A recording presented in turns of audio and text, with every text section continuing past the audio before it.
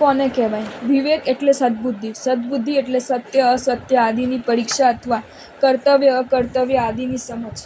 સદબુદ્ધિ વડે દેવ ગુરુ ધર્મ આદિ જે તત્વો જેવા સ્વરૂપે હોય તેવા સ્વરૂપે તેને જાણવા.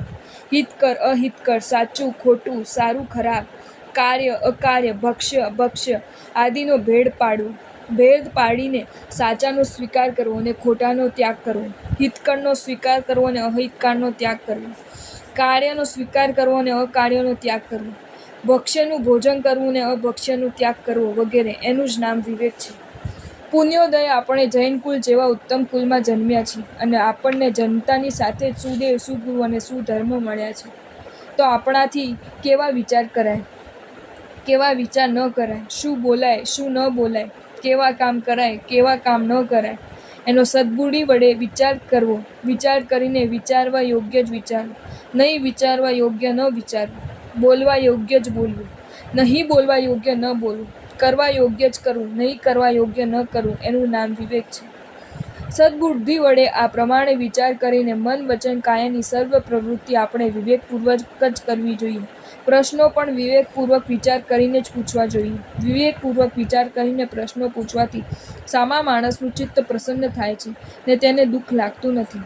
જ્યારે વગર વિચારે અવિવેકપૂર્વક પ્રશ્નો પૂછવાથી સામા માણસનું ચિત્ત ખેદ પામી જાય છે, એના હૃદયને અત્યંત પીડા થાય છે.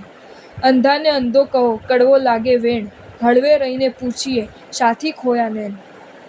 ભાવાર્થ: કાંઈ પણ વિચાર કર્યા વિના જ આંધળા માણસને પણ આપણે પૂછી નાખીએ કે તમે આંધળા છો, તો અવિવેક ભર્યા આપણા વેણ તે આંધળો જ હોવા છતાંય તેને કડવા ઝેર જેવા લાગે છે. તેના હૃદયને અત્યંત પીડા ઉપજાવનારા બને છે. પણ જો આપણે સદબુદ્ધિ વડે વિચાર કરી ધીમે રહીને તેને પૂછે કે ભાઈ, રતન જેવી તમારી બે આંખો તમે કેવી રીતે ગુમાવી દીધી, તો વિવેક ભર્યા આપણા એ વેણ તેના અમૃત જેવા મીઠા લાગે છે અને તેના હૃદયને અત્યંત સુખ આપનારા બને છે. આપણે મા બાપ ભાઈ બહેન વગેરે કુટુંબ પરિવારવાળા હોવા છતાં સર્વત્ર સદાકાળ આપણો કુટુંબ કબીલો આપણી સાથે જ હોતો નથી. ઘણી વાર ઘણી જગ્યાએ આપણે એકલા પણ હોઈએ છીએ. આપણને એકલા જોઈને કોઈ અજાણ્યો અવિવેકી માણસ આપણને પૂછે કે તમારા મા બાપ નથી, ભાઈ બહેન નથી, કુટુંબ કલીઓ નથી, તમે એકલા જ છો, તો તેના આ પ્રશ્નો આપણને હૃદયને દુઃખ ઉપજાવનારા બને કે નહીં? આવા પ્રશ્નો સાંભળી આપણું હૃદય દુઃખી થયા વગર રહે જ નહીં. એ જે અવિવેક ભર્યા પ્રશ્નો આપણા હૃદયને પીડા ઉપજાવનારા બનતા હોય તેવા અવિવેક ભર્યા પ્રશ્નો આપણાથી બીજાને કેમ પૂછી શકાય? કોઈ અજાણ્યા બાળકને એકલો જોઈને તારા મા બાપ મરી ગયા છે, તારા ભાઈ બહેન નથી, તારું કોઈ સગુંવાળું નથી, તેના કોમળ હૃદયને અત્યંત દુઃખ આપનારા બને. આવા અવિવેક ભર્યા પ્રશ્નો પૂછાય નહીં. તેને વહાલપૂર્વક એમ પૂછવું જોઈએ કે ભાઈ, તારા મા બાપ ભાઈ બહેન સગાવાળા બધા સાજા નવરા છે ને? ક્યાં રહે છે ને શું કરે છે?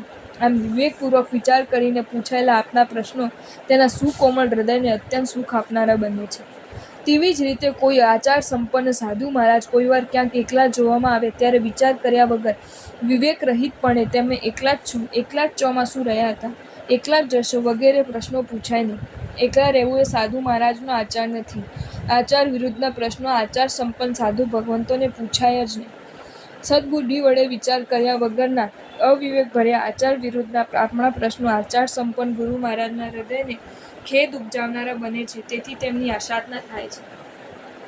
ગુરુ મહારાજ એકલા જોવામાં આવે ત્યારે પણ સદબુદ્ધિ વડે વિચાર કરીને એમને જ પૂછવું જોઈએ કે આપ કેટલા ઠાણા પધાર્યા છો, આપ કેટલા ઠાણા અહીં બિરાજમાન છો, આપ કેટલા ઠાણા છો.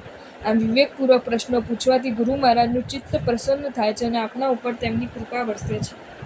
શબ્દો પણ વિવેકપૂર્વક આપણા ઉત્તમ કુલને છાજે તેવા ઊંચા જ બોલવા જોઈએ.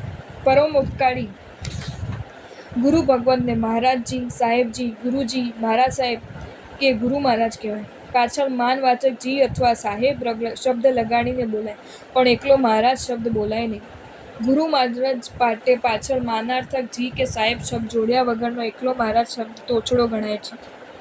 આપણને જ્ઞાન આપનારા ઉપકારી ગુરુ મહારાજ માટે સામાન્ય માણસો માટે વપરાતા આવ્ય શબ્દ પણ વપરાય નહીં. ગુરુજી પધાર્યા, મહારાજ સાહેબ પધાર્યા, મહારાજજી પધાર્યા, ગુરુ મહારાજ પધાર્યા. મોટા માણસો માટે વપરાતા આવા માન ભર્યા ઊંચા શબ્દો જ વાપરવા જોઈએ.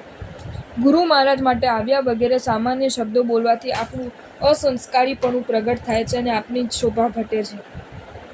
જ્યારે પધાર્યા વગેરે ઊંચા શબ્દો બોલવાથી આપણું સંસ્કારીપણું પ્રગટ થાય છે ને આપણી જ શોભા વધે છે.